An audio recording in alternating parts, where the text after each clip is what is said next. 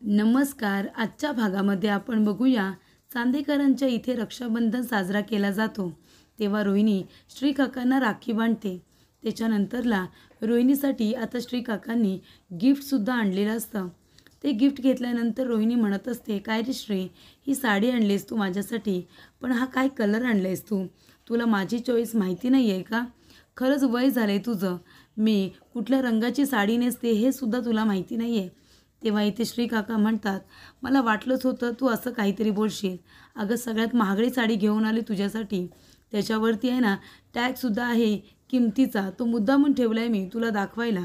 तेव्हा तो किमतीचा टॅग तरी बघ आणि मग बोल." तेव्हा रोहिणी म्हणते, "ठीक आहे, एक दोनदा नेसेन मी आता घेतलीस तर." तेव्हा कला म्हणत असते की "बरं चला, आता सगळ्यांना भूक लागली असेल ना, मी पानं वाढायला घेते. आज मी नारळी भात बनवलेला आहे." तेव्हा आबा म्हणतात, "चला चला, आता सगळेजण आपण जेवून घेऊया." तेव्हा इथे सगळेजण आता जेवायला जात असताना अद्वैतचा आवाज ऐकू येतो की "थांबा." तेव्हा सगळेजण थांबतात आणि मागे वळून बघतात, तर तिथे आता अद्वैत आपल्याबरोबर संगीला आणि काजूला घेऊन आलेला असतो. तेव्हा इथे आता कलाची फॅमिली आलेली बघून कलाला तर खूपच जास्त आनंद होतो, पण बाकीच्या सगळ्यांना आश्चर्य वाटतं की अद्वैत त्या लोकांबरोबर कधीही नीट बोलत नाही आणि त्या लोकांना आपल्याबरोबर घेऊन आलेला असतो. तेव्हा इथे आता कला म्हणते की "आई, गुंड्या, तुम्ही दोघीजणी इथे कशा?" तेव्हा इथे संगी म्हणत असते, "अगं कला, आम्हाला जावई बापू घ्यायला आले होते." तेव्हा इथे अद्वैत तर मनापासून खूपच जास्त खुश असतो असं सगळ्यांना वाटत असतं. तेव्हा इथे संगी आता सगळ्यांना हात जोडून नमस्कार करत असते. तेव्हा आबा म्हणतात की "किती आनंद झाला आम्हाला सणासुदीच्या दिवशी असे पाहुणे आलेले बघून. खरंच खूप आनंद झाला. बरं झालं तुम्ही इथे आलात. पण अद्वैत, कलाची आई आणि बहीण तुझ्याबरोबर कशा? म्हणजे हे गणित काही मला कळलं नाही." तेव्हा अद्वैत म्हणतो की "आबा, काल खरे म्हणाली की तिला तिच्या माहेरी जायचं आहे रक्षाबंधन साजरी करायला. मी तिला घेऊन सुद्धा जाणार होतो. पण काल रात्री ती मला म्हणाली की काही कारणास्तव ती जाणार नाही आहे. पण मला तिचं मन कळलं. नवरा म्हणून मीच तिच्या मनाचा विचार करायला हवा ना, म्हणून तिला आनंद व्हावा म्हणून तिच्या आईला आणि बहिणीला मी इथेच घेऊन आलो. मी बरं केलं ना आबा?" तेव्हा आबा म्हणतात, "खूपच छान केलंस तू." तेव्हा इथे रोहिणी म्हणत असते, "कलाला आनंद व्हावा, तिने रक्षाबंधन साजरा करावा म्हणून अद्वैत स्वतःहून तिच्या आईला आणि बहिणीला इथे घेऊन आलाय. पचायला जरा हे जडच जात आहे." तेव्हा इथे आबा म्हणत असतात, "बरं चला, आता तुम्ही सगळेजण रक्षाबंधन इथे आता साजरी करून घ्या." तेव्हा इथे आता कला तर खूपच जास्त एक्सायटेड असते. अद्वैत म्हणत असतो की "आबा, मी कलाच्या चेहऱ्यावरचा आनंद बघण्यासाठीच तिच्या आईला आणि बहिणीला इथे घेऊन आलोय."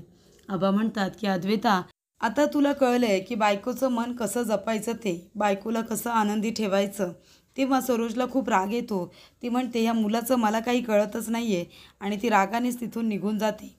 ती म्हणते, "या मुलीच्या चेहऱ्यावरती आनंद आणण्यासाठी हा मुलगा तिच्या आईला आणि बहिणीला घ्यायला गेला होता. हे तर मला काही पटतच नाही आहे." तेव्हा इथे आता रक्षाबंधन साजरा करायचा असतो. तेव्हा कला म्हणत असते की "ताई, सगळ्यात आधी तू बस, तू मोठी आहेस ना." तेव्हा आता इथे नैना आधी बसलेली असते.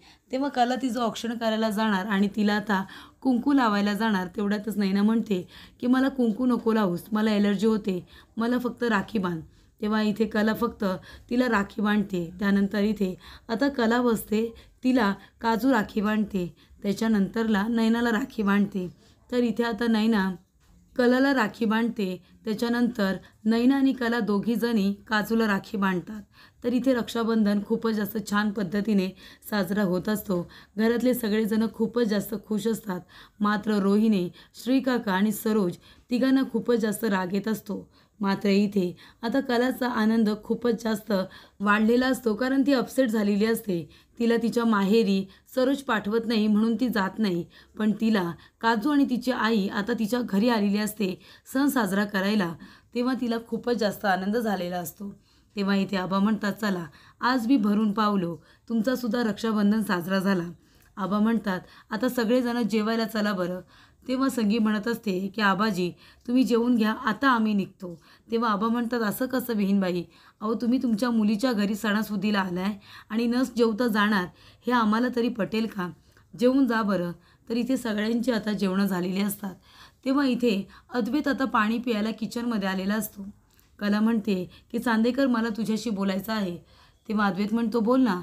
तेव्हा कला म्हणत असते की तू माझ्या आईला आणि बहिणीला इथे घेऊन आलास सणासुदीच्या दिवशी, त्याच्यामुळे आम्हीसुद्धा आता रक्षाबंधन साजरा केला.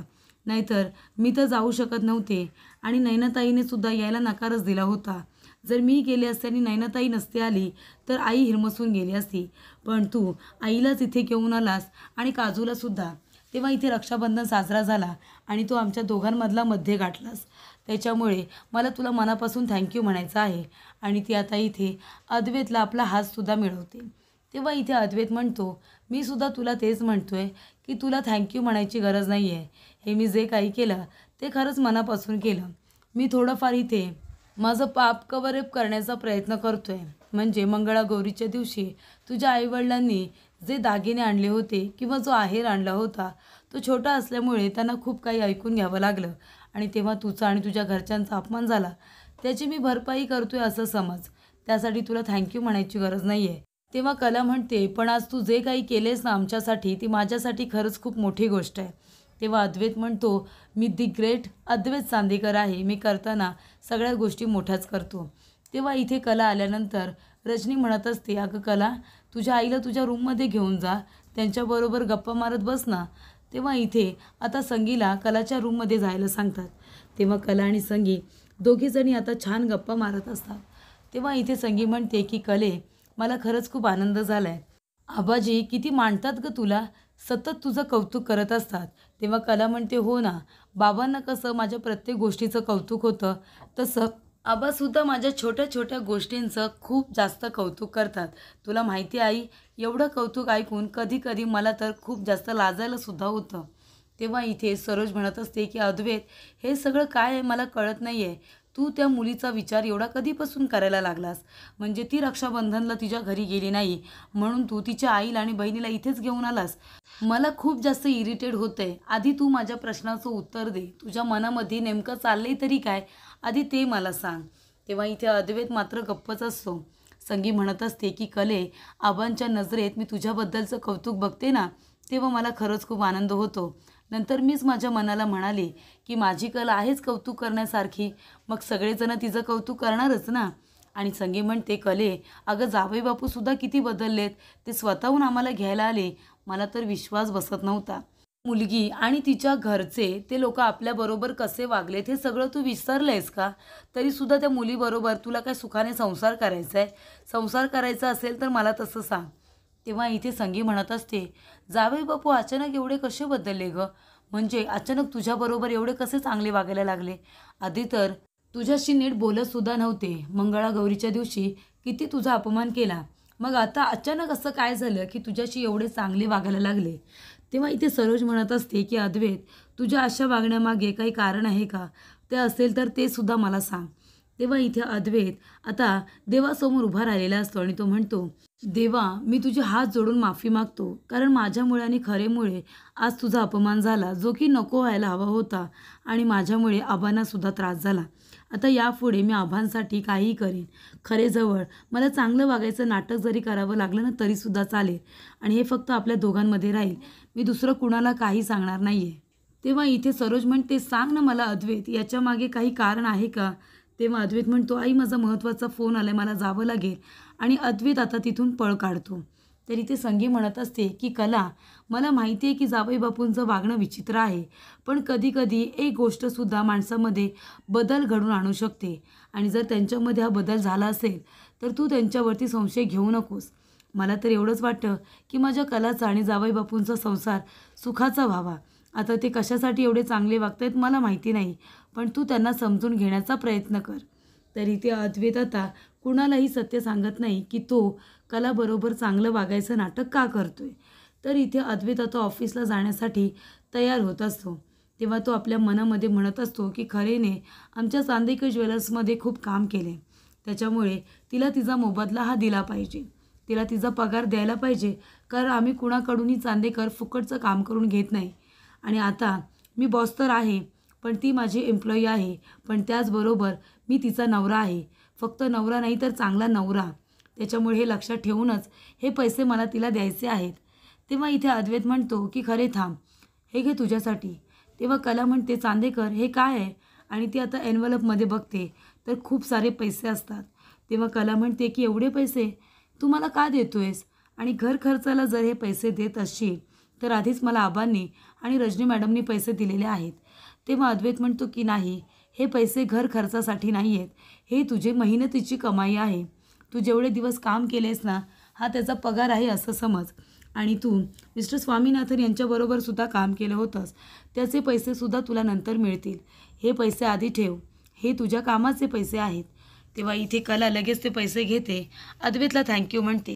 आणि कला आता आपल्या मनामध्ये म्हणत असते की हे पैसे काय मी पहिल्यांदा कमावलेले नाही आहेत, आधीसुद्धा मी पैसे कमावलेले आहेत, पण हे पैसे माझ्यासाठी खूप महत्त्वाचे आहेत.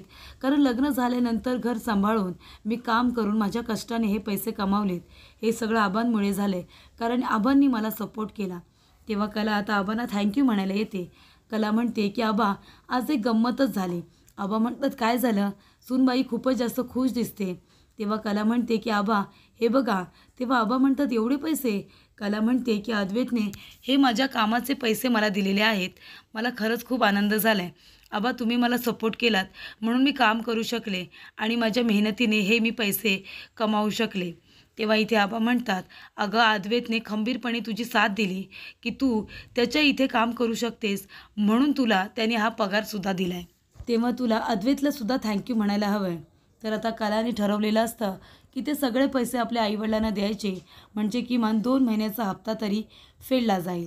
तर पुढील भागामध्ये आपण बघूया, घराचे हप्ते फेडता येत नाही म्हणून काका आता घर विकायचं ठरवतात. तर इथे रजनी कलाला म्हणत असते की जेव्हा वेळ मिळेल तेव्हा तुझ्या माहेरी जात जा, कारण माहेरी गेल्यानंतर आईवडिलांना खूप आनंद होतो आणि इथे अशी लगेचच माहेरची कास सोडणं चुकीचं आहे. तर इथे रजनीने जे सांगितलेलं असतं कलाला ते पटतं. तर इथे आता घर बघायला काही लोक आलेले असतात. ते म्हणतात की तुम्हाला जर एखादा मुलगा असता तर तुमच्यावरती घर विकायची वेळ आली नसते. तेव्हा कला म्हणते का मुलगाच का, मुली असल्या तरीसुद्धा घर विकू नये असं मला वाटतं. तेव्हा कला म्हणते की माझं नाव कला दिनकर खरे आणि मी आता हे घर विकू देणार नाही आहे, आम्हाला घर विकायचं नाही आहे, तुम्ही गेलात तरी चालेल. तेव्हा इथे कला आता जे पैसे घेऊन आलेले असते आपल्या आईवडिलांना देते आणि आता कलामुळे घर विकलं जात नाही. संगीला ते बघून खूप आनंद होतो.